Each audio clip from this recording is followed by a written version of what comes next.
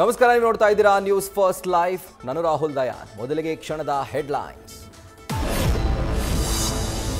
ಹೆಂಡತಿ ಶಾಪಿಂಗ್ಗೆ ಹೋಗಿದ್ದಕ್ಕೆ ಜಗಳವಾಡಿದ ಗಂಡ, ಪದ್ಮಜಾಳ ಕತ್ತು ಹಿಸುಕಿ ಕಾಲಿಂದ ಕುತ್ತಿಗೆ ತುಳಿದು ಕೊಲೆ ಮಾಡಿದ ಹರೀಶ್. ಬೆಂಗಳೂರಿನ ಬೊಮ್ಮನಹಳ್ಳಿ ಪೊಲೀಸರಿಂದ ಆರೋಪಿ ಅರೆಸ್ಟ್.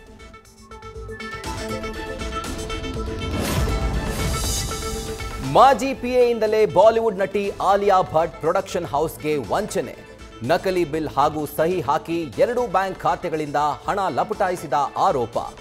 ಬೆಂಗಳೂರಲ್ಲಿ ಮಾಜಿ ಪರ್ಸನಲ್ ಅಸಿಸ್ಟೆಂಟ್ ವೇದಿಕಾ ಪ್ರಕಾಶ್ ಶೆಟ್ಟಿ ಬಂಧಿಸಿದ ಮುಂಬೈನ ಜೂಹು ಪೊಲೀಸರು.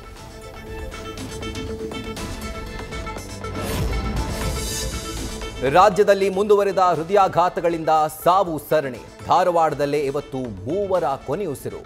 ದಾವಣಗೆರೆ, ಹಾವೇರಿ, ರಾಮನಗರ, ಕಲಬುರಗಿಯಲ್ಲೂ ತಲಾ ಒಬ್ಬೊಬ್ಬರ ಸಾವು.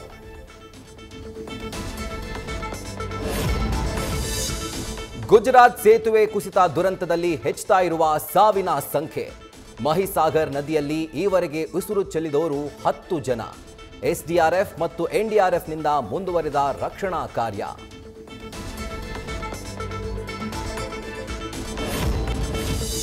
ಪಂಚಾಯತ್ ರಾಜ್ ಇಲಾಖೆಯಲ್ಲಿ ಕಾಮಗಾರಿ ಹೆಸರಲ್ಲಿ ಭಾರೀ ಹಗರಣ.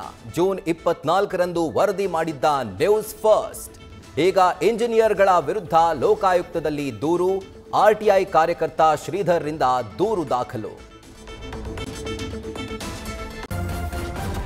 ನ್ಯೂಸ್ ಫಸ್ಟ್, ನಿರ್ಭೀತಿಯಿಂದ ನಿಮ್ಮ ಪರವಾಗಿ.